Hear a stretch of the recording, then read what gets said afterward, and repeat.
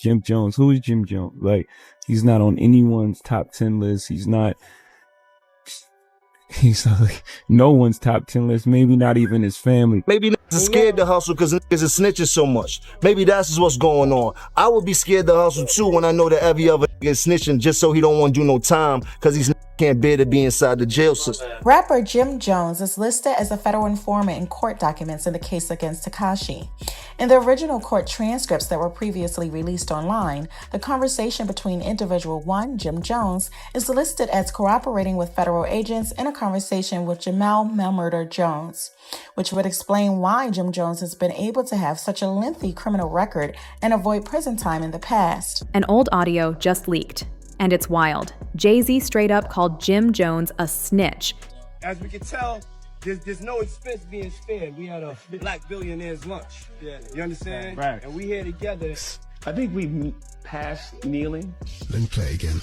But this time, look at the reaction of the lady sat just behind him. The reason why she's worried about how Jay would respond is because she's the CEO of Roc Nation. But in her former life, she was a federal informant. Yeah, you heard that right, but hold up. This is coming from Jay, whose #1 over at Roc Nation is literally a confirmed federal informant. What's up with that Jim Jones, man? Hip hop, of course, you know, is a competitive sport. But on the other end of it, it's like certain people shouldn't be able to say your names until they done something in the genre of music. I've done too much in this music to even have to answer that question. Like, Jim Jones, who is Jim Jones? Like, he's not on anyone's top 10 list. He's like no one's top 10 list, maybe not even his family. I was saying last night, it's like the 8th guy on the bench just screaming at Jordan, like, you a bum. Like, you like the 9th guy on the bench. I'm not even worried about you. So now everyone's asking, why Jim?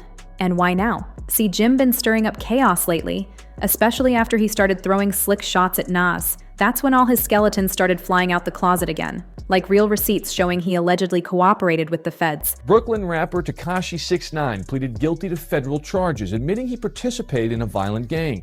He also pledged to cooperate with prosecutors. The rapper, whose legal name is Daniel Hernandez, said he joined the 9 Trey Blood gang in the fall of 2017. He says he helped them try to kill a rival gang member last March. Prosecutors say the gang carried out acts of murder, robbery, and narcotics trafficking in Manhattan, the Bronx, and Brooklyn. The indictment also said each gang member was required to participate in at least 2 acts of racketeering conspiracy, which could include murder, robbery, extortion, or drug distribution. The plea deal could allow Hernandez leniency at sentencing. He was facing a mandatory 47-year prison sentence. But here's the real head-scratcher. If Jay's so against snitches, why is his closest Roc Nation tied to the feds? And even crazier, why did he still offer Jim a Roc Nation deal if he thought dude was a rat? Now let's rewind to the leaked audio that kicked all this off. It's an old clip of Jay talking about his past beef with Jim, and he didn't hold back. Jay said Jim wasn't even on his level and basically clowned him for being a fake rapper who didn't belong in the game. He definitely humiliating Shawty right now, but. Well, you got your picture up there next to the post. You know, like when you go to YouTube and World Star, they got his picture next to this. Everything he say, they got a split screen with Shawty picture next to this. I said, this is crazy, son. But he's doing that to make K9 think he don't got no relationship with Boy. That's what he's trying to do. He's trying to separate himself. That's cool, but now he gotta get violated. Yeah, super violent.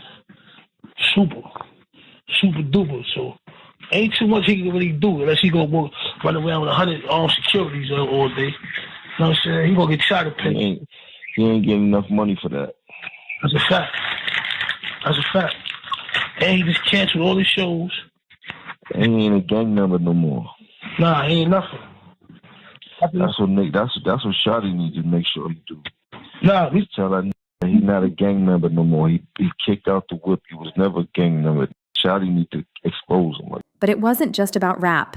Jay hinted that Jim's role in the industry had nothing to do with music. Like at all. So now folks are wondering, was Jay trying to warn us? Did he already know Jim was playing a different game behind the scenes before the rest of the world caught on? Jim Jones, right? He ran with the same I ran with a decade before I met him.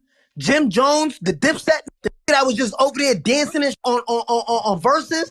Jim Jones was running with Shotty, Cafano, Jordan right? Mel Matrix, Jamel Jones, Roe Murder, Roland Martin. He was running Fu Banger, Fuquan. I forgot his last name, Fuquan something. He was running with all of the cats I ran with and got indebted for. You know what Jim Jones did? That nigga did not take care of none of them. Because when I ran to them, Shotty was sleeping on the rug on Madison between Tompkins and Troop. Mel Murder was on Gates and Marcus Garvey with his baby mother.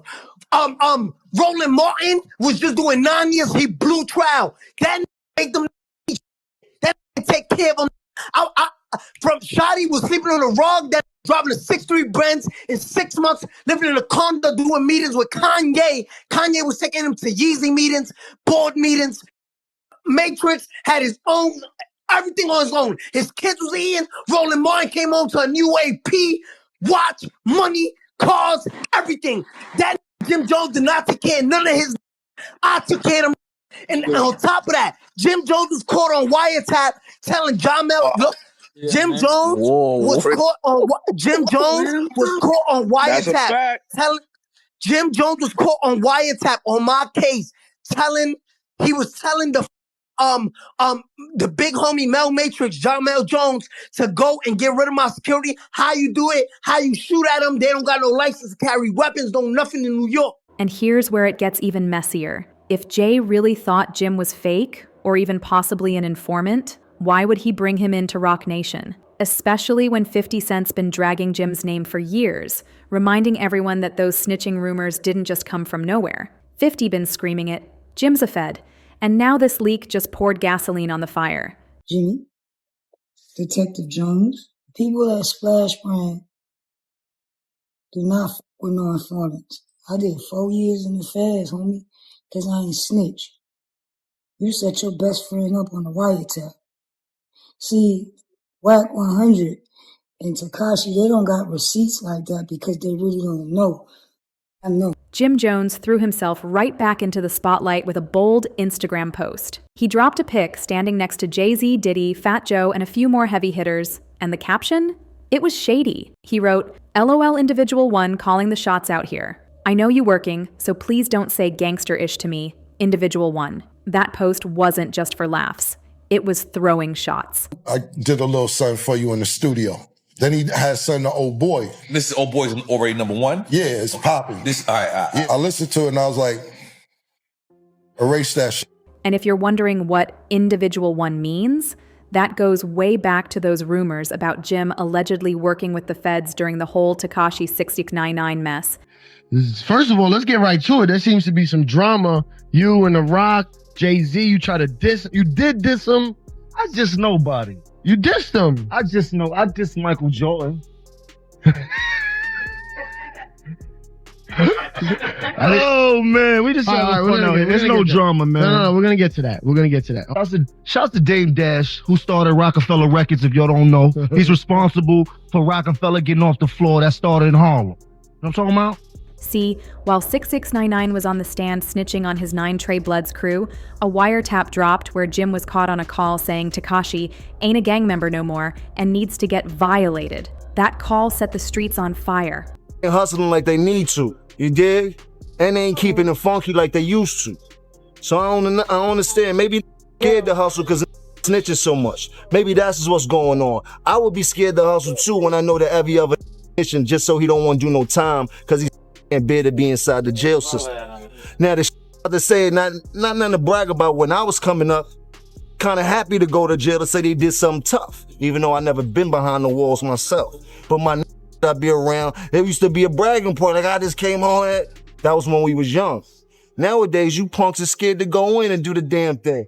And of course, 50 Cent wasted zero time. He posted the full transcript online for everybody to see. Back in 2018, Tekashi got slammed with federal racketeering and weapons charges, along with several 9 Trey members. The crew was already on the FBI's radar for being a violent faction of the Bloods, and the feds were building a case for years. And now it looks like another former rival will be relying on Hov's team to steer his career, as Dipset's Jim Jones is allegedly heading over to Roc Nation. Capo posted a picture of bottles of Douce and Ace of Spades next to a Roc Nation letterhead on IG and told fans to caption this. Once Tekashi got picked up, he flipped fast. He started singing like a bird to save himself.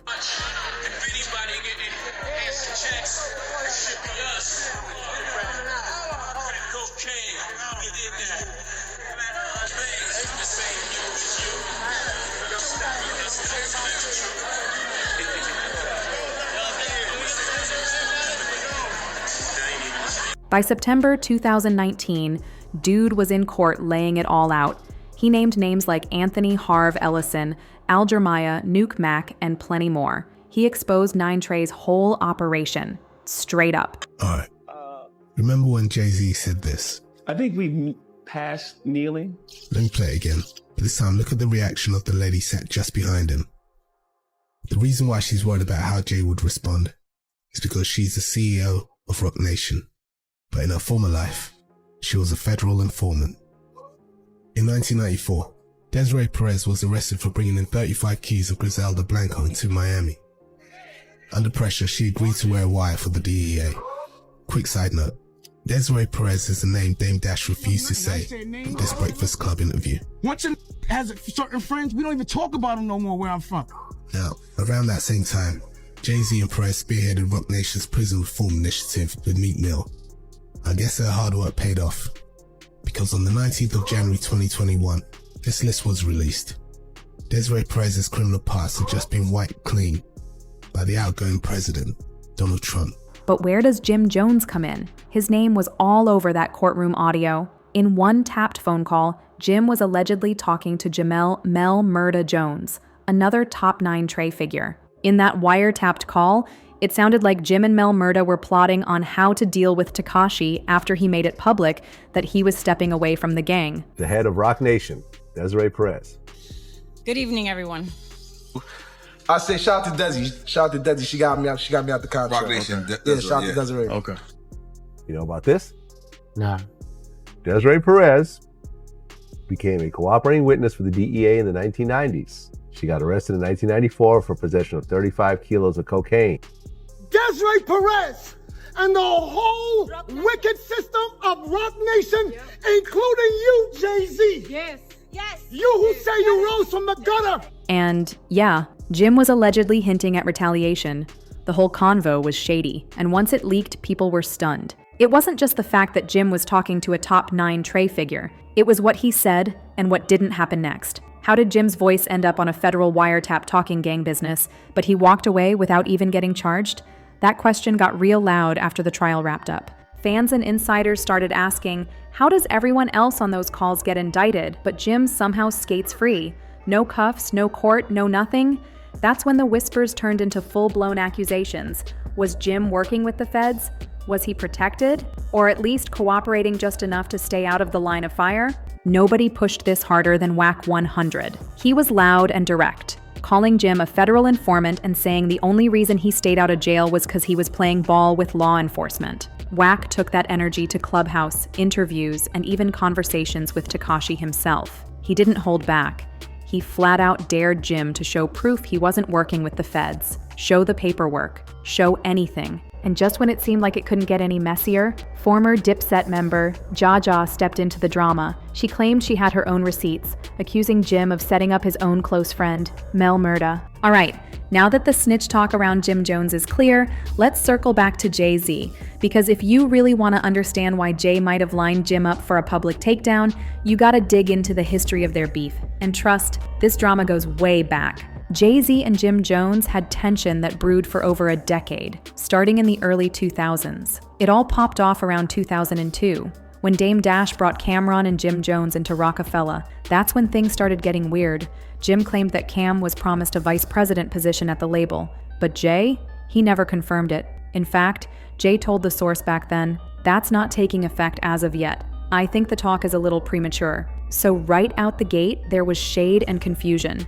And just to make things even messier, all this was happening while Jay was already beefing heavy with Nas. In the middle of that chaos, Jay recorded a remix of Cam and Jules Santana's hit, Oh Boy, to take shots at Nas. But Cam and Jim weren't having it. They shut that remix down quick.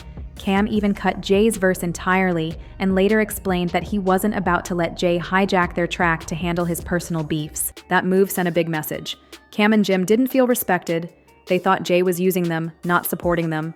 From that point on, it was sneak disses left and right. Jim started aiming shots at Jay on the regular, calling him corporate, out of touch, and straight up soft. He clowned Jay in interviews and on the radio, pushing that image of Jay as a businessman who lost all connection to the streets. Jim Jones always made it a point to let the world know. He stood on realness and integrity. He talked tough, called out fake energy, and even dissed rappers who turned into snitches. So the irony of him getting labeled as one? That's what really sent shockwaves. At first, Jay-Z played it cool. He didn't clap back publicly, but the tension inside Rockefeller, you could feel it. Things reached a boiling point in 2006 when Jim dropped We Fly High, a massive hit that had the streets buzzing. That's when Jay finally decided to break his silence with his own track, Brooklyn High, firing back at Jim on wax. But Jim wasn't done. He came back even harder with the We Fly High beef mix and took direct aim at Jay. He called him an old head and didn't hold back, rapping lines like, "I told your old A to chill, better slow down before your old A gets killed." The disrespect was loud and personal. Then things spilled from the studio into the real world. In 2008, a surveillance camera inside a Louis Vuitton store caught Jim laying hands on someone, and that someone turned out to be Lenny Santiago, Jay-Z's longtime A&R. Jim got arrested and later copped a plea for misdemeanor assault. That move took the beef from lyrical to physical. Jay, still cool on the surface, didn't speak on the incident directly. But months later, in an extra large interview, he took a slick shot at Jim without even naming him at first. He criticized songs that were dragging the culture down, saying stuff like, "Na na na na na," clearly mocking We Fly High. Then he got specific, saying, "I mean like Jim Jones, for example, and I don't mean this just because we don't see eye to eye." He made na na na na na. What's the difference between that and Smiley Face by Trey Songz or Soulja Boy? After all that drama, things between Jay-Z and Jim Jones cooled down for a minute, but in 2015, Dipset came out swinging again. Cam and Jim dropped a freestyle over Diddy's Victory beat, and they used it to clown Jay and Roc Nation. They took shots at the famous Roc Nation brunch, calling Jay soft and way too corporate, basically saying he turned his back on the streets for boardrooms. But then, things took a crazy turn. Out of nowhere, Jim did a full 180. Dude went from dissing Jay to begging for a spot on his team. By February 2017, after 13 years of back and forth, Jim Jones officially signed with Roc Nation. Just like that, he joined the same camp he had been trashing for over a decade. Suddenly, Jim was shouting out Jay with love. He posted pics on Instagram showing bottles of Douce and Asian spas next to a Roc Nation letterhead, telling fans to capture this. And he wasn't keeping it quiet either. He bragged about getting invited to that Roc Nation brunch. Yeah, the same event he used to diss. Jim flipped the script completely and started showing major love, hyping up Jay publicly, and doing everything to prove he was down with the team now. But here's what's wild. Jay never really embraced him back. He stayed low-key and didn't make much noise about the deal. It looked like he was keeping it all business. No friendship, no big welcome, just another move. That's when people started whispering, was this really a truce, or was it a chess move by Jay? 'Cause if you know anything about Hav, you know he's got a long history of absorbing his rivals. Think about it. The LOX, Fat Joe, J. Cole, Meek Mill, they all had rocky moments with Jay-Z before ending up under Roc Nation. So when Jim Jones signed that deal, it looked like just another chapter in Jay's long game of turning rivals into business moves. But here's what stood out. After bringing Jim to the Roc, Jay still kept his distance. No cozy pics, no public praise, nothing. So the real question is, was Jay keeping him at arm's length because of that whole Tekashi wiretap situation and the snitching allegations tied to Jim? Now here's where things get shady. Jay's always pushed that "I don't mess with snitches" image. But is that real? Because guess what? His right-hand woman, Roc Nation President Desiree Perez, is a confirmed federal informant. That's not rumor. That's public record. So if Jay's willing to do business with someone like Desiree, then why go cold on Jim over snitch chatter? That's when people started talking. What if Jay's whole no snitching thing is just for the cameras? What if it's not about loyalty, it's about control? Think about it. Jay didn't need Jim, but Jim, he definitely needed Jay. So maybe it wasn't the snitch rumors that bothered Hav. Maybe it was the fact that if Jim was working with the feds, it wasn't for Jay. And that's the kind of thing that hits ego and power real different. It makes you wonder, what kind of empire is Roc Nation really running behind those boardroom doors? Let us know what you think in the comments. Hit that like button, share this with someone who needs the tea, and don't forget to subscribe so you never miss the next scandal. Catch you on the next one.